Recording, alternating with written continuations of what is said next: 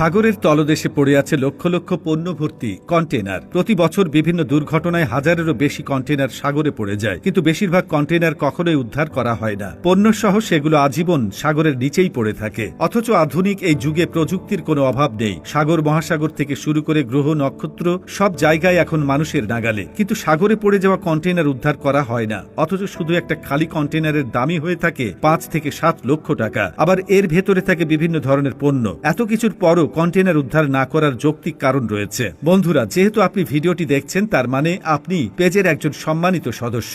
জানতে পারি আপনি কোন জেলা থেকে দেখছেন? প্রথমেই জেনে রাখা ভালো, সাগরের নিচ থেকে কন্টেনার আসলে ইচ্ছে করেই উদ্ধার করা হয় না। উদ্ধার করতে চাইলে সেটা সম্ভব, সেরকম অনেক প্রযুক্তিও রয়েছে। প্রতি বছর সাগরে অনেক জাহাজ ডুবে যায়, আবার ঝড়ের কবলে পড়ে এমনিতে অনেক কন্টেনার হারিয়ে যায়। একটি পরিসংখ্যানে দেখা গেছে বছরে এরকম হারিয়ে যাওয়া কন্টেনারের সংখ্যা হাজারেরও বেশি। 2013 সালে একটি জাহাজ ডুবেই প্রায় 4000 কন্টেনার হারিয়ে গিয়েছিল। কোন কন্টেনার উদ্ধার করতে চাইলে দীর্ঘ প্রক্রিয়া অনুসরণ করতে হয়। প্রথমে সোনার প্রযুক্তি ব্যবহার করে সমুদ্রের নিচে হারিয়ে যাওয়া কন্টেনারের অবস্থান চিহ্নিত করা হয়। পাশাপাশি উচ্চ ক্ষমতা সম্পন্ন ড্রোন কিংবা সাবমেরিন ক্যামেরা দিয়ে কন্টেনারের বর্তমান অবস্থা পর্যবেক্ষণ করা হয়। যদি কন্টেনার স্রোতের কারণে দূরে চলে যায় কিংবা বালিতে ঢেকে যায়, তাহলে খুঁজে পেতে অনেক সময় লেগে যায়। একবার অবস্থান ঠিকঠাক শনাক্ত করতে পারলে শুরু হয় আসল কাজ। কন্টেনার অল্প গভীরতায় থাকলে ডুবুরি বা সাবমার্সিবল রোবট ব্যবহার করে সেটি উত্তোলনের ব্যবস্থা করা হয়। তবে এই গভীরতা 500 মিটারের বেশি হওয়া যাবে না। যদি বেশি হয় তাহলে দরকার হবে বিশেষ উদ্ধারকারী সাবমেরিন, রোবোটিক বাহু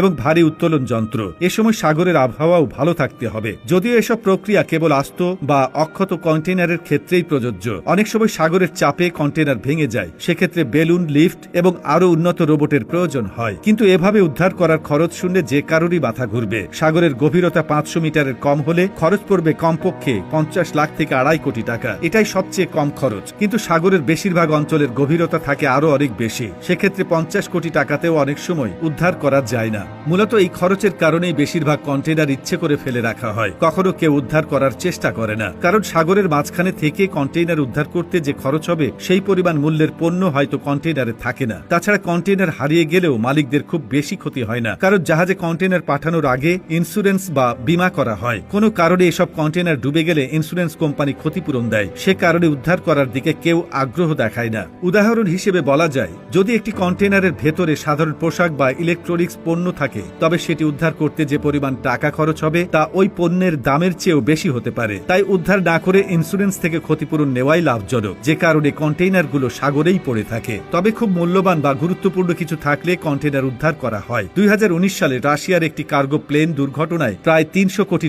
স্বর্ণ ও রত্নভর্তি কন্টেনার সাগরে পড়ে গিয়েছিল। সেজন্য রাশিয়া সেই কন্টেনার ফেলে রাখেনি, বরং বিশেষ উদ্ধারকারী দল নিয়োগ করে মাত্র 3 দিনেই সকল স্বর্ণ উদ্ধার করেছে।